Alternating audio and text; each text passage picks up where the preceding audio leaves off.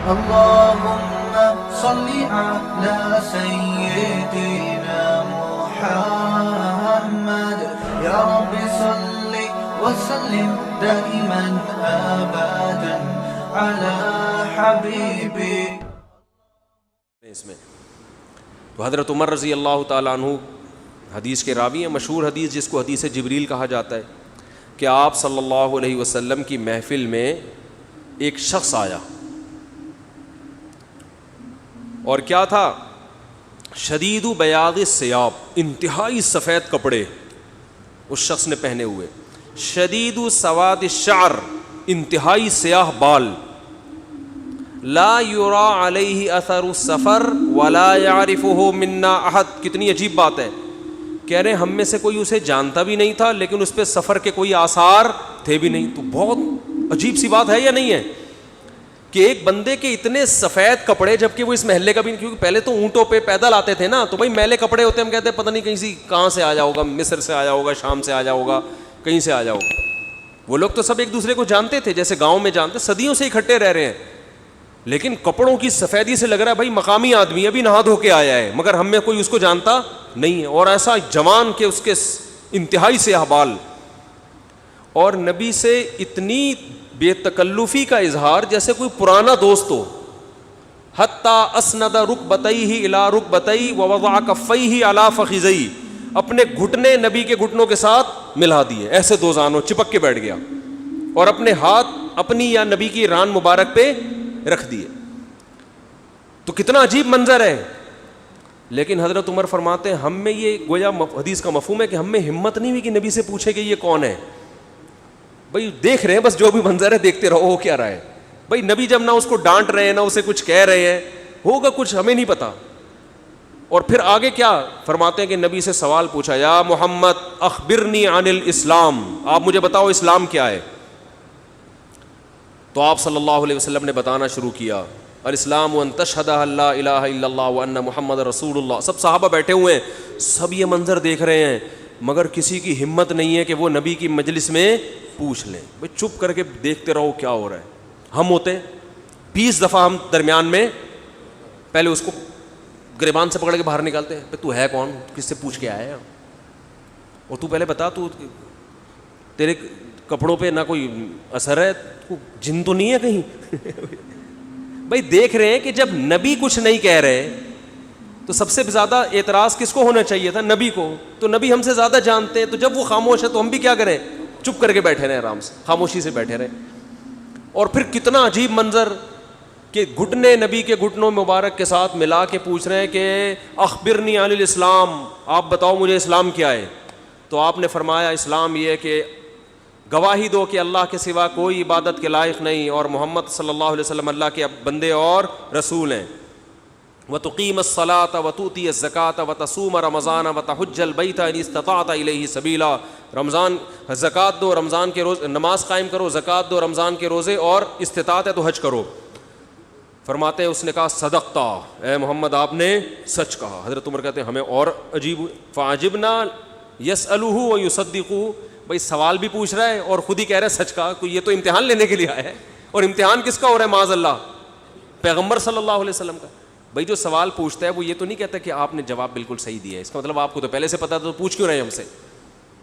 لیکن کسی صحابی میں یہ ہمت نہیں ہو رہی کہ نبی کے محفل میں سوال پوچھیں کہ یا رسول اللہ جب یہ پوچھا کیوں اس نے، یہ تو معاذ اللہ آپ کا امتحان لینے آیا گویا. پھر اس نے پوچھا، جبریل، وہ بعد میں پتہ چلا وہ فرشتے جبریل علیہ السلام تھے. پھر پوچھا کہ مل ایمان کیا ہے، مل ایمان. تو انہوں نے آپ صلی اللہ علیہ وسلم نے فرمایا ایمان یہ اللہ پر، اس کی کتابوں پر، اس کے رسولوں پر، اس کے فرشتوں پر، آخرت کے دن پر، تقدیر پر ایمان لایا جائے. صدقتا، سچ کہا. پھر انہوں نے پوچھا کہ احسان کیا ہے. پھر آپ نے فرمایا تعبد اللہ کأنک تراہ فإن لم تکن تراہ فإنہ یراک. اللہ کی ایسے عبادت کرو جیسے تم دیکھ رہے ہو، کیونکہ وہ تو تمہیں دیکھ رہا ہے. صدقتا، اس نے کہا بالکل سچ کہا متی الساعہ، قیامت کب آئے گی. تو آپ صلی اللہ علیہ وسلم نے یہ نہیں فرمایا لا ادری، مجھے نہیں پتا، کیونکہ آپ کو معلوم تھا کہ جیسے مجھے نہیں پتا سامنے والے کو بھی نہیں پتا. سمجھ رہے ہو؟ یہ کسی کو بھی نہیں پتا. تو یہاں آپ نے جواب میں یہ نہیں کہا مجھے معلوم نہیں ہے، بلکہ آپ نے بتا دیا کہ جیسے تمہیں معلوم نہیں ہے یہاں تم صدقہ نہیں کہہ سکتے، جیسے مجھے معلوم نہیں ہے تمہیں بھی، اس لیے آپ نے فرمایا مل مسئول عنہا باعلم من السائل۔ عربی بڑی خاندانی زبان ہے، خدا کی قسم، عربی جو ہے نا بڑی پیاری زبان ہے، کسی کو صحیح آتی ہو تو عربی کی بلاغت کا عربی میں ہی مزہ ہے۔ مل مسئول عنہا باعلم من السائل، جس سے پوچھا جا رہا ہے وہ پوچھنے والے سے زیادہ نہیں جانتا، جس سے پوچھا جا رہا ہے وہ پوچھنے والے سے زیادہ نہیں جانتا۔ قرآن کی بعض آیتیں ایسی وجد والی ہیں نا کہ مزہ آتا ہے ان کو پڑھنے میں۔ جو موسیٰ علیہ السلام کو اللہ نے کہا تھا نا قُلْنَا لَا تَخَفْ إِنَّكَ أَنْتَ الْأَعْلَى، اس کا اردو میں ترجمہ نہیں بنتا۔ موسیٰ علیہ السلام کے سامنے جب جادوگر تھے نا تو جادوگروں نے ہزاروں لاٹھیاں پھینکی، سانپ بن کے حضرت موسیٰ کی طرف دوڑنے لگیں۔ قرآن کہہ رہے فَأَوْجَسَ فِي نَفْسِهِ خِيفَةً مُوسیٰ، موسیٰ نے دل میں کیا محسوس کیا؟ خوف۔ دیکھو قرآن کے الفاظ یہ نہیں ہے کہ موسیٰ گھبرانے لگے، کیونکہ اگر گھبرانے لگتے نا دشمن پہ روب ختم ہو جاتا، دشمن کہتا ہار گئے۔ قرآن دل کی کیفیت بیان کر رہے ہیں، موسیٰ نے گویا اپنے ظاہر پہ کنٹرول کیا ہوا تھا، سمجھ رہے؟ ظاہر پہ کیا کیا ہوا تھا حضرت موسیٰ علیہ السلام نے؟ کنٹرول کے، مجھے بالکل گھبراہٹ نہیں ہے، لیکن قرآن دل کی کیفیت بیان کر رہا ہے، دل میں کیا تھا؟ خوف۔ یہ بلاغت ہے۔ فَأَوْجَسَ فِي نَفْسِهِ، خاف موسیٰ نہیں ہے، موسیٰ خوفزدہ ہو گئے۔ اس لیے ہم کہتے ہیں نا فلاں خوفزدہ ہو گیا، تو اس سے یہ متبادر ہوتا ہے کہ یعنی دیکھنے میں ایسا لگ رہا تھا کیا ہو گیا، اس خوف کے آثار دل سے کہاں آئے؟ جسم پہ۔ حضرت موسیٰ نے اپنے اوپر کنٹرول کیا کہ یہ اتنا بڑا مقابلہ ہو رہا ہے اسلام اور کفر کا، ایمان اور کفر کا، کہ اگر میں گھبرانے لگا نا ان کے سامنے تو یہ ان سے ان کا مورال کیا ہو جائے گا؟ بلند۔ تو قرآن کہہ رہا ہے اوپر سے تو بڑے کانفیڈنس کے ساتھ، لیکن دل کی کیفیت کون جانتا ہے؟ اللہ۔ فَأَوْجَسَ فِي نَفْسِهِ، قرآن کہہ رہا ہے دل کے اندر موسیٰ کو خوف محسوس ہوا۔ قُلْنَا، ہم نے کہا، ہم نے کیا کہا؟ دل کے اندر وحی کی اللہ نے بھی، دل گھبرا رہا ہے تو دل میں وحی کی، لا تخف، اے موسیٰ خوف مت کر، انکا انت الاعلی، آج کے دن تو ہی غالب ہوگا۔ یہ نہیں کہا انکا الاعلی، نا نا نا نا نا، انکا الاعلی نہیں کہ تو غالب ہوگا۔ انکا، دیکھو انکا معنی بھی وہی ہے جو انکا انتا ہے، کا مطلب بھی تو، انتا کا معنی بھی تو۔ تو جب ایک دفعہ کا کہہ دیا تو دوبارہ انتا کہنے کی کیا ضرورت ہے بھائی؟ ابے چھوڑو یار، رہنے تو، تم لوگ کو بہت مشکل ہے بات سمجھانا۔ جو مجھے مزہ آ رہا ہے نا اس آیت میں وہ آپ سوچ بھی نہیں سکتے۔ قرآن یہ نہیں کہہ رہا انک الاعلی کہ تو کیا ہو جائے گا، تو ہی برتر ہوگا، تو ہی غالب ہوگا۔ انکا انتا، یہ تاکید کے لیے، اے موسیٰ تو، صرف تو، ٹھیک ہے نا، اکیلا۔ الاعلی، اور اعلی بھی نہیں ہے، اصولی طور پر خبر پر الف لام داخل نہیں ہوتا، گرامر کے لحاظ سے اصولی طور پر انکا انتا اعلی ہونا چاہیے، یا انکا، سوری انتا نہیں، انکا اعلی، مبتدا معرفہ ہوتا ہے، خبر کیا ہوتی ہے؟ نکرہ۔ سمجھتے نہیں ہو بات کو، جب پڑھو گے نہیں رات کو تو سمجھو گے نہیں بات کو۔ انکا اعلی ہونا چاہیے، اے موسیٰ تو غالب آ جائے گا، یہ مطلب ہوگا سیدھا سیدھا ترجمہ اس۔ اللہ نے اعلیٰ پہ الف لام لگا دیا۔ الف لام جب لگتا ہے نا کسی، تو وہ کسی اسپیسیفک چیز کو کہتے ہیں۔ جیسے کتاب کا مطلب کوئی بھی کتاب، الکتاب کا مطلب کوئی اسپیسیفک، کوئی خاص کتاب۔ آپ جب کہتے ہیں بندہ آیا ہے، بچے گھر میں آ کے بتا رہے ہوتے ہیں پنجاب میں بندہ آیا ہے، کراچی میں کہتے ہیں آدمی آیا ہے کوئی، یہ بندہ کا لفظ پنجاب سے امپورٹ ہوا ہے۔ کراچی میں لوگ کہتے تھے کوئی انسان آیا ہے، کوئی آدمی آیا ہے، تو پنجاب میں کیا کہتے ہیں اس کو؟ بندہ آیا ہے۔ اچھا شگون کے انسان کا بچہ بن جائے، وہ بندہ بن جائے، ٹھیک ہے نا۔ تو ہم جب کہتے ہیں کوئی بندہ آیا ہے، یہ ایک بندہ آیا ہے، تو وہ ان نون ہوتا ہے۔ اکثر ابو کو بتا رہے ہوتے ہیں ابو ایک انکل آئے ہیں، اس کا مطلب کیا ہوتا ہے؟ کوئی ہے۔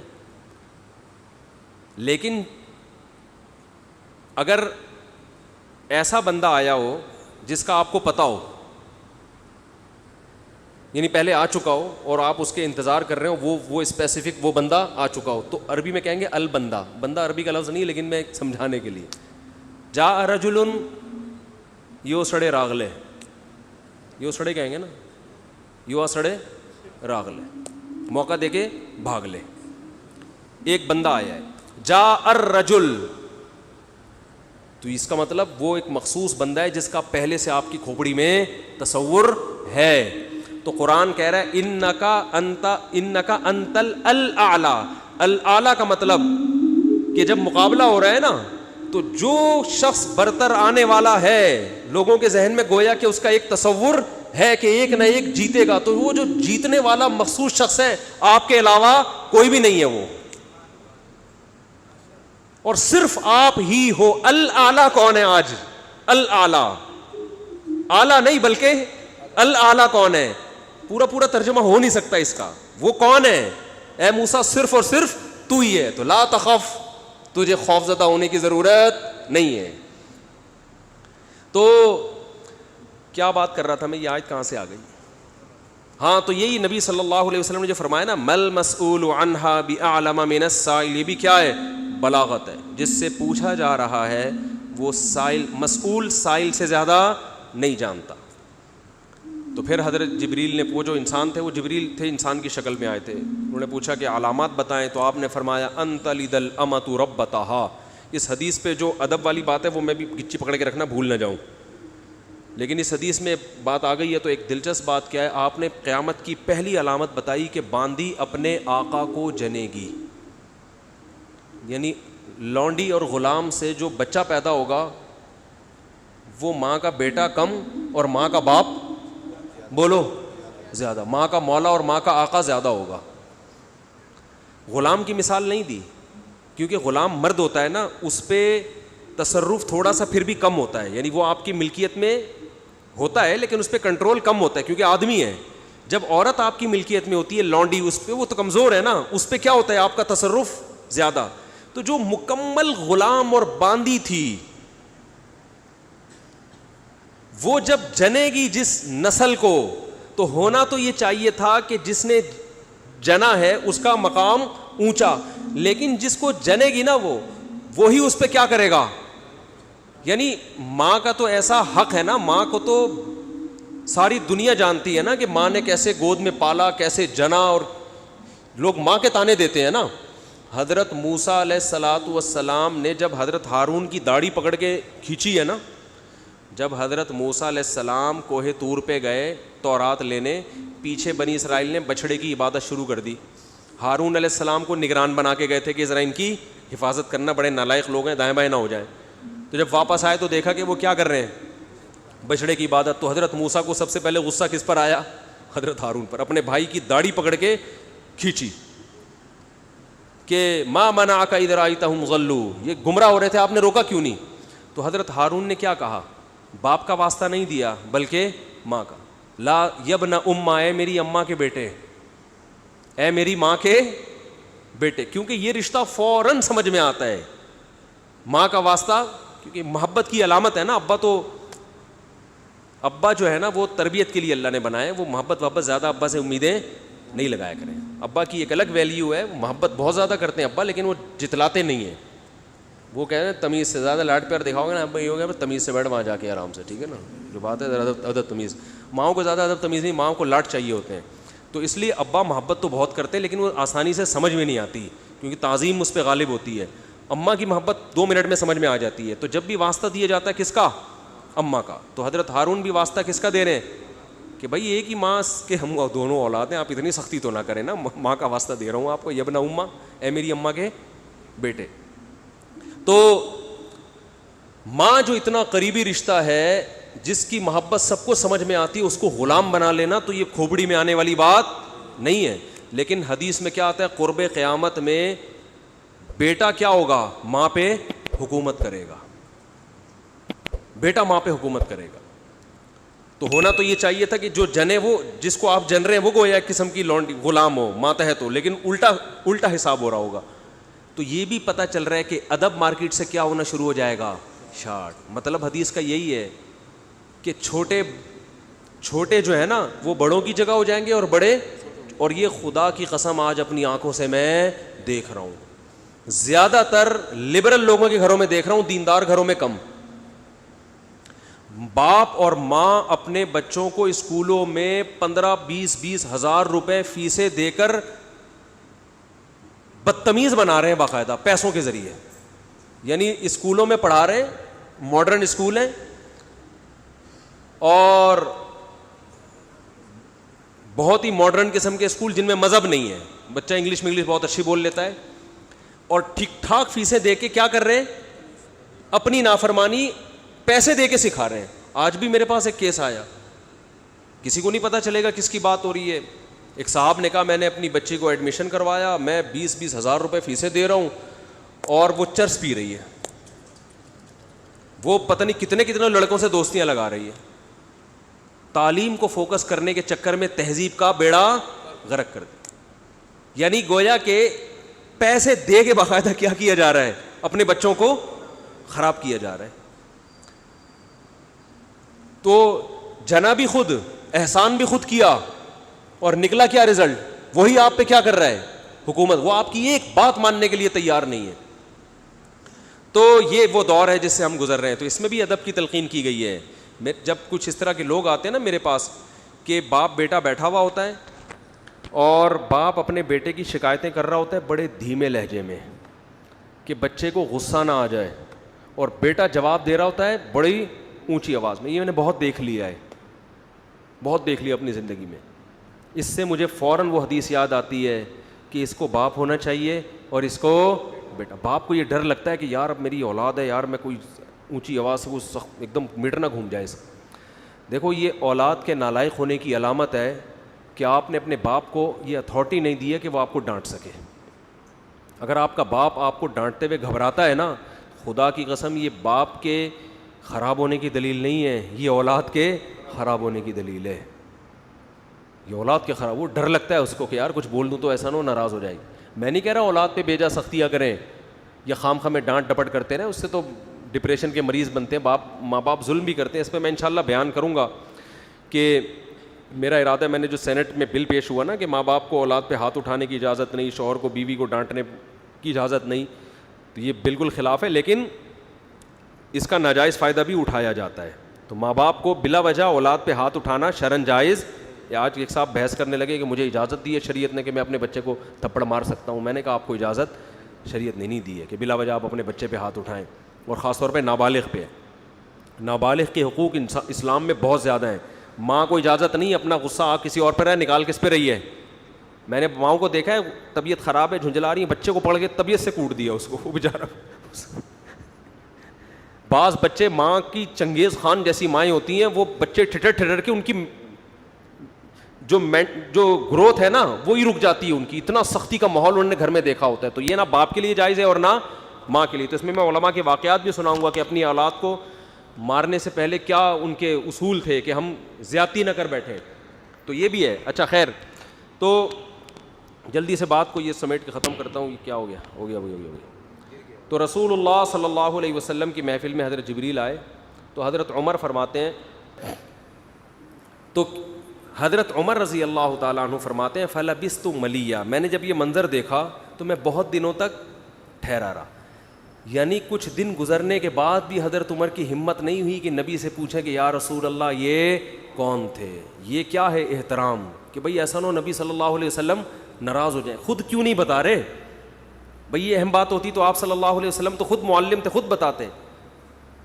تو فرماتے ہیں کچھ دن کے بعد خود نبی نے مجھ سے پوچھا کہ عمر جانتے ہو وہ شخص کون تھا؟ میں نے کہا اللہ اس کے رسول ہی زیادہ جانتے ہیں. فرمایا ھذا جبریل اتاکم یعلمکم دینکم, یہ جبریل تھے, انسانی شکل میں آئے تھے تمہیں تمہارا دین سکھانے کے لیے. اس سے پتہ چلتا ہے کہ تعلیم کا صرف یہ طریقہ نہیں ہے کہ استاذ بیٹھ کے بچوں کو پڑھاتا رہے سارا دن بیٹھ کے. یہ نیچرل وے آف ٹیچنگ ہے کہ ایک ماحول بنا دیا, ایک شخص آ رہا ہے, صحابہ اچھا پھر ایک تعجب کی فضا قائم کی گئی تاکہ نا ان کو یہ محفل یاد رہے. اگر ایسا ہی ہوتا وہ نارمل ڈریس, سفر والے ڈریس میں آتے تو یہ تو نارمل مجلس ہے, بھائی کوئی مسافر آیا ہے. ایسا ایک مخمصے میں ڈالا گیا کیونکہ جب کوئی ایسی عجیب سی محفل ہوتی ہے نا تو دماغوں میں بیٹھ جاتی ہے, اس کا ایک ایک منظر یاد رہتا ہے. تو اس سے ماحول کی تبدیلی کا بھی انسان پہ اثر پڑتا ہے. تو صحابہ کیا کر رہے ہیں, نبی صلی اللہ علیہ وسلم سے سوال پوچھنے سے پہلے ایک اور واقعہ سنا کے بس یہ میں ٹاپک ختم کرتا ہوں. ایک اور واقعہ ہے, حدیث میں آتا ہے کہ آپ صلی اللہ علیہ وسلم نے ظہر یا عصر کی نماز پڑھائی, صحیح حدیث ہے. اس میں آپ نے 4 کی جگہ 3 رکعتیں پڑھا دیں. کتنی؟ 3. اب صحابہ سوال نہیں پوچھ رہے کہ یا رسول اللہ یہ آپ سے غلطی سے ایسا ہوا ہے, کیا ہوا ہے, خوف زدہ. حضرت ابو بکر اور عمر بالکل پیچھے بیٹھے ہوئے ہیں. حدیث میں آتا فہابا ان یتکلماہ, آپ گھبرائے کہ آپ اس بارے میں نبی سے سوال پوچھیں. کیوں؟ ہو سکتا ہے نبی کو اس بات میں غضب آ جائے کہ بھائی جب میں نے 3 پڑھائی ہیں تو میرے 4 پڑھنے سے جب چاہ کہ ہاں تمہاری یہ نیکی لکھی جا رہی ہے تو حلال کی طرف آؤ اور کسی کی مت سنو. سمجھتے ہو, بائک پہ گاڑی پہ پہلے سے موسٹ وانٹیڈ لکھ کے لگا دو, کسی کی مت سنو. اس میں ٹینشنیں آئیں گی, برداشت کرو اللہ کے لیے. سمجھتے ہو, میں اپنی ٹینشنوں کے قصے سنانا شروع کر دوں آپ پاگل ہو جاؤ گے. آپ کہتے ہو مسا بڑے ہنسی خوشی, اللہ کا شکر ہے ہنسی خوشی زندگی گزری ہے, لیکن بہت ٹف لائف گزاری ہے میں نے, جو اگر میں آپ کو سناؤں تو آپ بولو یار یہ ہو کیا گیا. لیکن یہ کہ بس ایک دفعہ فیصلہ کر لو یار, ہے بس. جو لٹکا ہوا ہوتا ہے نا کم وقت بیچ کا آدمی, کرنے جا رہا ہے پھر ڈر گیا, پھر واپس آ رہا ہے, پھر کرنے جا رہا ہے, یہ اپنی بیوی کو بھی ٹینشن دیتا ہے اور گھر میں بھی ٹینشن کا ماحول, اور کرنا کرانا اس نے کچھ, اور یہ کرے گا تو مرے گا بھی, یا تو پہلی کو لٹکا دے گا یا دوسری کو لٹکا دے گا. تو ایسے بزدلوں کا کام نہیں ہے. سمجھ رہے ہو, پوچھ رہے ہوتے ہیں کر لوں جا کے بیگم کر. آج ایک آدمی نے کہا کہ میں دیکھ رہا ہوں, میں ابھی گھر بیوی کے سامنے دوسری شادی کی بات کروں گا, دیکھتا ہوں ریئیکشن کیسا ہو رہا ہے, اگر برداشت ہو گیا تو کر لوں گا, اگر نہیں ہوا تو میں نے کہا بھائی تو نہیں کر. میں نے اس کو منع کیا, میں نے کہا تیرے اندر ہمت نہیں ہے, 2 بیویوں کو رکھنا بہت مشکل کام ہے, بہت ٹینشن کا کام ہے, بڑا حوصلہ چاہیے, ہمت چاہیے, ببر شیر جیسی آواز چاہیے اس کے لیے. ڈانٹو تو کانپنے لگے وہ, ورنہ وہ نہیں, وہ مار دے گی. تو بہت مشکل کام ہے, ٹھیک ٹھاک ٹینشن ہوتی ہے اس میں, لیکن پھر بھی میں کہتا ہوں کرو کیونکہ معاشرے کی ضرورت ہے یہ, لیکن دل گردہ پیدا کر کے کرو. آرمی میں بھرتی ہونے کے لیے جاتے ہیں نا, تو جب وہ پوچھیں گے آپ کو میدان جنگ میں بھیجا گیا تو آپ جاؤ گے, تو آپ کیا کہو گے؟ سر بالکل جاؤں. اگر آپ نے انٹرویو میں کہہ دیا اس وقت میں دیکھوں گا سچویشن, اگر ایسا ہوا میں دیکھوں گا حالات کیا ہیں, تو سلیکشن ہوگی. دفعہ ہو یہاں سے, بول نکل مروائے گا. تو فوج میں دیکھا جاتا ہے بھائی دل گردہ ہے یا نہیں ہے. ISSB کے امتحان میں بھی دیکھا جاتا ہے اس میں. اچھا اس میں یہ بھی دیکھا جاتا ہے کہ بحث کرنے کی طاقت کتنی ہے اس میں. بعض لوگ نا بحث ہی نہیں کر پا رہے ہوتے ہیں, ایسے منمنا رہے ہوتے ہیں, ہنا رہے ہوتے ہیں, تو ان میں بھی ڈیسیجن پاور نہیں ہوتی. تو یہ سب چیزیں میں تو کہتا ہوں 4 شادیوں, دوسری شادی سے پہلے ISSB کا امتحان کلیئر کرواؤ. اس سے امتحان میں پاس ہو جائے تو 4 کر, امتحان میں فیل ہو گیا بھائی, جو آدمی میدان جنگ میں صف اول میں لڑ نہیں سکتا وہ دوسری شادی نہیں کر سکتا. میری رائے ہے یہ, جو وہاں لڑ سکتا ہے وہ یہاں بھی لڑ سکتا ہے. یہ بالکل, بلکہ وہاں لڑنا شاید آسان ہو, یہاں میں نے ایسے لوگ بھی دیکھے میدان جنگ میں لڑے, جنگ ہوئی, انڈیا پاکستان کی جنگیں تو ہوتی رہتی ہیں نا, میدان میں بہادری کے جوہر دکھائے, گھر میں آ کے کہا یار یہ کام ہم سے نہیں ہوتا. بہت زیادہ ہو گئی آج. بزرگوں سے سنا ہے کہ علم نافع کی دعا مانگنی چاہیے. بہت لمبا سوال ہے, پھر انشاءاللہ بتائیں گے بعد میں, بہت ٹائم ہو گیا بھائی. ٹھنڈا پانی پینا سنت ہے, مگر آج کل جو ٹھنڈا پانی فریج کا ٹھنڈا, یہ بالکل صحیح ہے, فریج کا ٹھنڈا سنت نہیں ہے. جو نیچرل ٹھنڈا ہو, کنویں کا جو ٹھنڈا, چشموں کا جو ٹھنڈا پانی ہوتا ہے, وہ نہیں مل رہا تو فریج کا ٹھنڈا پی لو. چشمے کے لیے تھوڑی جائے گا وہاں پہ. میرا مطلب ہے کہ بالکل جو ابلے ہوئے گرم پانی چائنیز پی رہے ہیں وہ نہ پیو, کم از کم گرمی میں وہ نہ پیو. ہو سکتا ہے صحت کے فائدے ہوں, لیکن سب کچھ صحت نہیں ہوتا. تھوڑا سا اللہ نے لذتیں بھی رکھی ہیں. میں پراٹھے کھاتا ہوں لیکن میں کوشش کرتا ہوں اس کو پگھلا دوں میں ایکسرسائز کر کے, صحیح ہے نا. تو پراٹھے کا اپنا مزہ ہے یار, کیسے چھوڑ دے آدمی. اچھا بھائی ٹھنڈا پانی فریج کا پی لو. کیا اسٹیمپ پیپر پر شوہر اور بیوی کے سگنیچر کیے جائیں تو کیا طلاق ہو جائے گی؟ یہ شوہر کو 2 گواہوں کی اسٹیمپ پیپر پہ 3 طلاقیں لکھی ہوئی ہیں اور شوہر نے سائن کر دیے تو ہو جائے گی. گواہ ضروری نہیں ہے, بیوی کے سائن ضروری نہیں ہے, صرف شوہر کے سائن صحیح ہو جائے گی. اس حدیث کا مطلب سمجھا دیں کہ نماز میں کھڑے ہو تو خیال کرو تم اللہ کو دیکھ رہے ہو جبکہ ہم اللہ کو نہیں دیکھتے. حدیث کا مطلب ہے کہ اللہ تمہیں دیکھ رہا ہے, اصل مطلب یہ ہے کہ یہ تصور کرو کہ اللہ تمہیں دیکھ رہا ہے. پھر کبھی تفصیل بتاؤں گا اس کی. سوال یہ کہ ہم تو مسئلے کو فالو کرتے ہیں, لیکن کیا میں بریلوی لڑکی سے شادی کر سکتا ہوں جبکہ میرا بیان نہیں آیا گرین ہری پگڑی والوں میں شادی؟ تو آپ بھی کر لیں, لیکن اس کے عقیدے شرکیہ نہ ہو. اس سے پہلے پوچھ لیں رسول اللہ صلی اللہ علیہ وسلم حاضر ناظر تو نہیں ہے, آپ انسان ہیں, بشر ہیں, مختار کل تو نہیں ہے. یہ عقیدوں کی اصلاح پہلے ضروری ہے, تو کوئی بھی اس کی اصلاح ضروری ہے. اچھا وہی پھر لمبا سوال ہے بعد میں. آٹومیٹک مشین میں اگر ناپاک کپڑے دھوئیں تو پاک ہو جائیں گے؟ آپ کچھ سوال پوچھنا چاہتے ہیں بھائی, پوچھیں, کیا پوچھ رہے ہیں؟ یہ پھر لمبے بہت ٹائم ہو جائے گا نا, بہت زیادہ وقت ہو گیا ہے. ارشاد.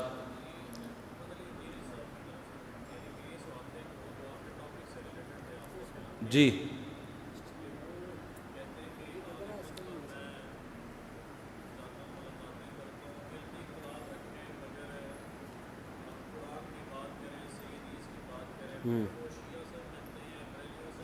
ہاں,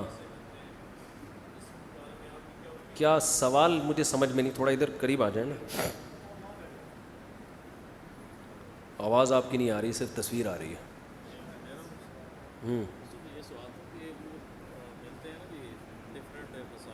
یہ انجینئر صاحب کے پاس سے آئے ہیں تو کچھ سوال کر رہے ہیں انجینئر صاحب کی طرف سے, انہوں نے کہا یہ سوال کرنے کا.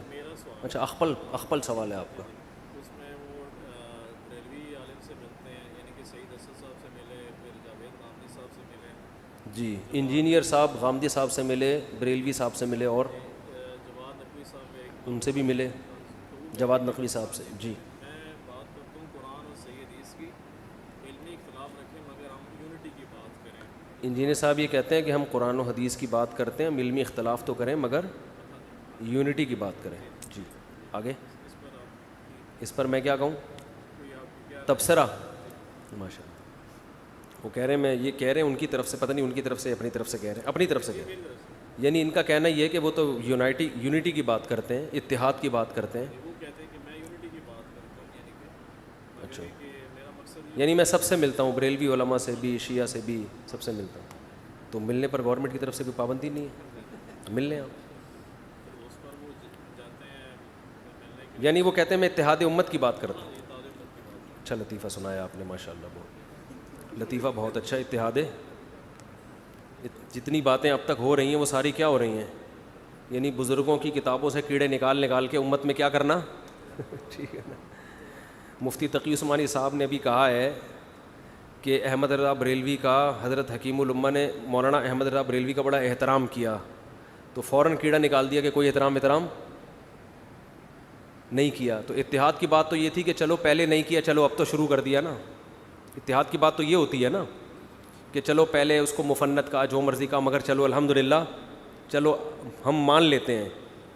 دیکھو جب کوئی غلطی کرتا ہے نا, آپ بچے کو سمجھا رہے ہیں کہ یوں نہیں کرو, ایسا نہیں کرنا, اور بچے نے ویسا کیا ہوتا ہے, تو بچہ کہتا ہے کہ میں تو نہیں کرتا, تو باپ کیا کہتا ہے اس کو, چلو ماشاءاللہ خوشی ہوئی سن کے کہ تم, تو باپ کیا کرتا ہے, مٹی ڈال دیتا ہے کہ پچھلی غلطی پہ پردہ ڈالو, آئندہ سے تو نہیں کر رہا. لیکن اگر باپ کی طبیعت میں شرارت ہوگی تو وہ طنز کرنا شروع کر دے گا کہ نہیں تم نے تو کیا ہے, نہیں تم نے تو کیا ہے. تو یہاں سے بچے کے دل میں کیا پیدا ہوگا, بغاوت کے جذبات پیدا ہوں گے. تو ان سے کہیں کہ آپ اگر امت میں اتحاد چاہتے ہیں تو اپنا طریقہ تھوڑا سا چینج کر لیں. آپ علماء کی کتابوں سے مثبت چیزیں نکالا کریں, ٹھیک ہے نا, اور جو منفی چیزیں ہیں اس پہ علمی انداز سے رد کر دیا کریں کہ یہ ان سے غلطی ہوئی ہے. مجھے تو یہ ٹاپک ہی فضول لگتا ہے, پتہ نہیں کیا سوال لے کے بیٹھے گئے آپ. چلو پھر کبھی ملیں گے انشاءاللہ. وہ تو میں نے تو محترم سے ملاقات سموسوں پکوڑوں کے لیے تیار ہو گیا تھا میں. وہ تو ان کا پہلا رپلائی ایسا آیا کہ اسی میں انہوں نے زہر کے پیالے اور پتہ نہیں کیا کیا شروع کر دیے. ہم تو اس پہ بھی ایگری تھے کہ ہم جائیں گے, صرف سموسوں پکوڑوں کا تبادلہ ہوگا اور واپس آ جائیں گے. یہ اتحاد امت ہی کے لیے تو ہم قربانی دے رہے تھے. مگر محترم کا جو رپلائی آیا وہ یہ کہ محنت پہ بات نہیں کر سکتے, زہر کا پیالہ پی لیں گے, یوں کر لیں گے. ہم نے کہا کر سکتے ہیں بات, ہم آ رہے ہیں.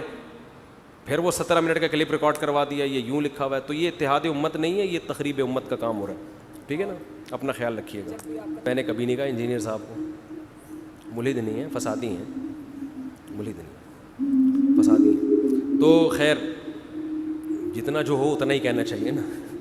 اور یہ جو محترم بار بار کہتے ہیں نا میں سب کو مسلمان مانتا ہوں، سب کو مسلم، اتنے تکلف کی ضرورت کیا ہے؟ جب آپ نے ان کو سب کو شرکی عقیدوں والا کہہ دیا تو مسلمان ماننے کے تکلف کی کیا ضرورت ہے؟ آپ سیدھے سے بولو بھائی کافر ہیں. جو قبر پرست ہے وہ مسلمان ہوتا ہے بھائی؟ جو قبروں سے مدد کا قائل ہو وہ کہاں سے مسلمان ہو گیا؟ تو پھر اس کے پیچھے نماز کیوں پڑھ رہے ہو؟ تو عجیب کھچڑی پکی ہوئی چل رہی ہے کہ دعویٰ کرو پھر اس دعوے پر قائم رہو. تو یہ سب باتیں ابھی میں نہیں کرنا چاہ رہا، یہ سب انشاءاللہ ہم بیٹھ کے کریں گے. اشرف علی تھانوی نے مولانا تھانوی نے اگر اپنے نام کا کلمہ پڑھایا ہے تو کلمہ پڑھا کے پھر وہ ختم نبوت کے منکر ہیں، پھر وہ مسلمان نہیں ہیں. پھر ایک بات کرو، منافق والی بات نہیں کرو کہ مولانا تھانوی کو آپ مسلمان بھی کہتے ہو اور یہ بھی کہتے ہو کہ اپنے نام کا انہوں نے کلمہ پڑھا. میں کہتا ہوں جس نے اپنے نام کا کلمہ پڑھوایا ہے وہ دائرہ اسلام سے خارج ہے. پھر آپ بولو کہ دیوبندی کافر ہیں جو اشرف علی تھانوی کو یہ مانتے بھی ہیں کہ اپنے نام کا کلمہ پڑھایا پھر بھی ان کو مسلمان مانتی ہے. دوغلی پالیسی کیا ہے؟ یہ نہیں چلے گی. ایک بات ہونی چاہیے. سمجھتے نہیں ہو نا بات کو، جب پڑھو گے نہیں رات کو تو سمجھو گے کیسے بات. تو یہ قصہ ختم کرو یار، ٹھیک ہے؟ بہت ہو گیا، مذاق بہت ہو گیا.